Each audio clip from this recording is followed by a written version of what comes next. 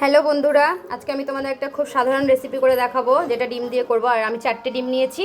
কিভাবে করব তোমাদেরকে আমি দেখাই অল্প অল্প করে, চলো দেখবে। আমি এখানে কিছুটা নুন নিয়ে নিলাম। এবার কিছুটা গোলমরিচের গুঁড়ো দিয়ে আমি ভালো করে ফেটিয়ে, গোলমরিচের গুঁড়ো দিয়ে আর নুন দিয়ে আমি ফেটিয়ে নিচ্ছি ডিমটাকে ভালো করে, খুব ভালো করে ফেটিয়ে নেব।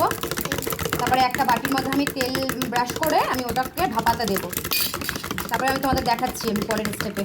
টিন বক্সে দিয়ে আমি এটাকে ভাপিয়ে নেব। প্রথমে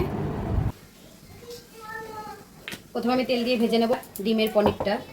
বন্ধুরা, আমার ডিমটা ভাপানো হয়ে গেছে আর আমি পনিরের মতন ছোটো ছোটো করে পিস করে নিয়েছি। এটা আমি আজকে পটল আলু দিয়ে করব।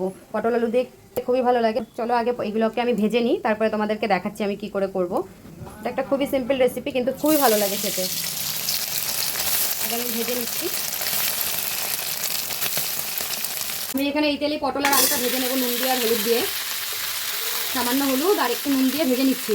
ভেজে তুলে রাখবো। আর মশলাটা আমি কিছু নিয়েছি তোমাদেরকে দেখিয়ে দিই। চলো, আমি একটা পেঁয়াজ নিয়েছি, কিছুটা আদা নিয়েছি, আর কয়েক কোয়া রসুন নিয়েছি। রসুন আর কিছুটা লঙ্কা দিয়ে জিরে দিয়ে পেস্ট করে নেবো একবারে। কিছুটা জিরে, গোটা জিরে, লং দুটো, দারচিনি আর এলাচ নিয়েছি, আর একটা তেজপাতা নেব। নিয়ে ফোড়ন দিয়ে দিলাম। এবার আমি পেঁয়াজ, আদা, রসুন, লঙ্কা, জিরে যেটা বেটেছিলাম সবটা দিয়ে দেবো। আমার একটু ভাজা ভাজা হয়ে গেছে। এবার আমি একটা মিডিয়াম সাইজের টমেটো আর কিছুটা কাশ্মীরি লঙ্কার গুঁড়ো দিচ্ছি কালারটা ভালো আসার জন্য। পরিমাণ মতন হলুদ দিয়ে দিলাম আর পরিমাণ মতন নুন দিয়ে ভালো করে কষে নেব। মশলাটা আমার ভালো করে কষে গেছে। এবার আমি যে পটল, আলু আর পনিরটা ভেজে রেখেছিলাম ডিমের, সেটা আমি পুরো দিয়ে দিলাম। দিয়ে একবারে ভেজে এটাকে জল দিয়ে দেবো। আমার এটা কষানো হয়ে গেছে। এবার আমি জল দিয়ে দেবো। পরিমাণ মতন জল দিয়ে নিয়েছি। এবার আমি এটাকে ঢেকে দেবো। বন্ধুরা, আমার ডিম পনির রেডি।